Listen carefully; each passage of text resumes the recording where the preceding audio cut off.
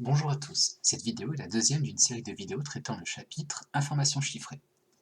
On passe tout de suite au grand 2, taux d'évolution, avec petit a, variation absolue, variation relative.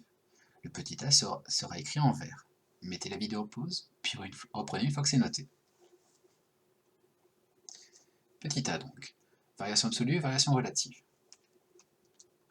Le prix d'un article, le nombre d'habitants d'une ville par exemple, évolue au cours du temps.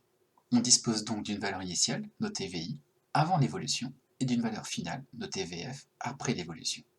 Dans la suite, les valeurs initiales et finales seront des nombres positifs. Mettez la vidéo en pause, puis reprenez une fois que c'est noté. Définition. La variation absolue de VI à VF est la différence valeur finale moins valeur initiale. La variation relative de VI à VF, ou encore taux d'évolution, noté grand T, est le quotient VF moins VI divisé par valeur initiale.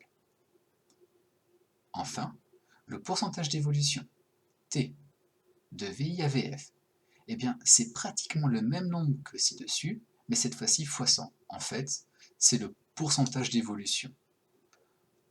Remarque, dans la suite, on fera souvent la confusion entre taux d'évolution et pourcentage d'évolution. C'est d'ailleurs très souvent le cas dans les livres de mathématiques. Il ne faut pas de distinction entre taux d'évolution et pourcentage d'évolution. Deuxième remarque, la variation absolue s'exprime toujours dans la même unité que la quantité étudiée. Mettez la vidéo en pause, puis reprenez une fois que c'est noté. Petit b maintenant, en vert, coefficient multiplicateur, propriété et définition. T désigne un nombre réel strictement supérieur à moins 100. Une évolution de t% se traduit par la formule valeur finale égale 1 plus t sur 100 fois valeur initiale.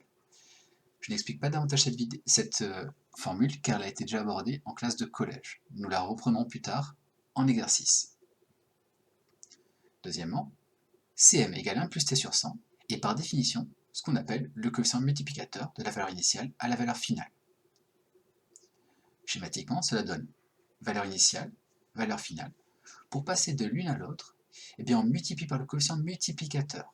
Ceci correspondra donc au taux d'évolution t. Et enfin, dernière formule, le coefficient multiplicateur est égal au rapport de la valeur finale divisée par la valeur initiale. En fait, c'est une conséquence de cette formule ici.